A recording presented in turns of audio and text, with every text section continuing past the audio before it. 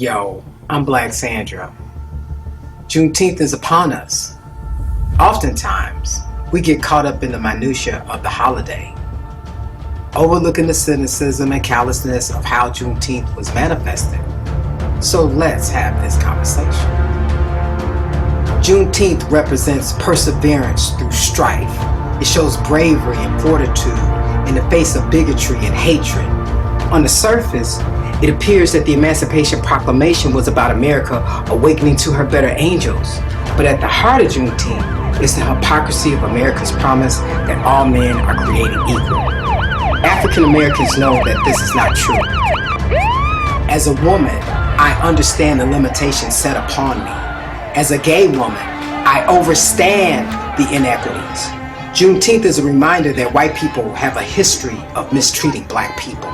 And to make themselves feel good about their decisions, they have sought to systematically suppress the truth. Backlash came in the form of Jim Crow laws and lynchings.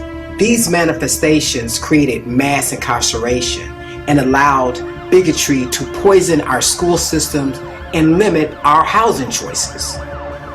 So what has changed? Everything has changed. Our country has made great strides, but the promise for freedom for all remains a pipe dream for Black America. Every piece of legislation to advance the nation toward a more just and equal union is met with fierce opposition, manufactured anger, lies, and bullshit. The spirit of Juneteenth is found in the sweeping bills passing throughout states to restrict voting and limit access to the polls. The lie about these laws, they claim, are to protect the integrity of the vote. These bills are coming on the heels of the largest participation in a presidential election, an election which had no fraud and was conducted during a pandemic. People risked their lives to be part of this historic election, which ousted the GOP candidate. And when the dust settled, white rage spearheaded a violent reaction.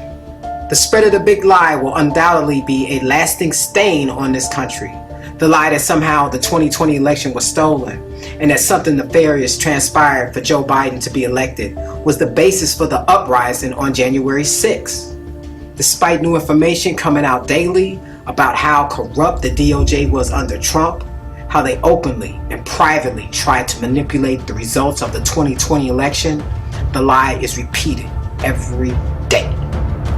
The Republican Party has sought to squash critical race theory, openly suppressing truths which don't align with their whitewashing of history, actively seeking to miseducate Americans about history.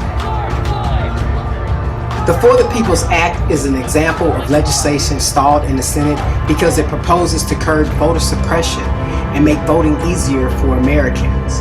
It disallows dark money and gerrymandering. The John Lewis Act will restore full protections of the Voting Rights Bill of 1965. Polls show support for both bills. Even Republicans support these reforms. But these are all the tools the GOP uses to stay in power, so they're pushing back on legislation. The mistruth surrounding these bills is astounding because they know they are lying. For example, GOP leaders are stating that the For the People's Act would allow for non-citizens to vote, or that it would allow 16 and 17-year-olds to vote. The act actually allows 16 and 17-year-olds to pre-register to vote. But right-wing media perpetuates this lie every day, and the list goes on and on about how they mischaracterize every aspect of these bills to make it seem as though the Democrats are being disingenuous about committing to voting rights for all Americans. Juneteenth reminds me how white supremacy is ingrained in our court systems. Legally abolishing the 1619 projects is one of the many actions taken to quell the past. People are shocked at the burning of Black Wall Street, but the tragedy is how Oklahoma was able to cleanse their history by never acknowledging the tragedy until recently. Until America can grapple with its true history, there will be those who believe things are untrue and act accordingly, and that is dangerous. Keep a watchful eye on government, because little has changed when it comes to these strategies supporting voter suppression, ignoring police brutality, railing against police reform, hindering women's rights, gender rights, giving a damn about climate change. You name it, the GOP has a plan to circumvent growth, discourage unity. Legislators are moving quickly to guarantee that they win elections by enabling separate entities that they appoint to overturn elections they don't win.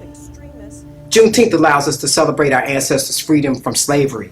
It reminds us that the same forces that sought to stifle freedom then are still fighting against us now. America will only be able to advance when we admit that we're more alike than different, and that regardless of how you show up in the world, we're all God's children. The fight for equality continues. But in the meantime, pull out the grill and fill up with vibes. Yo, I'm Black Sandra. Peace!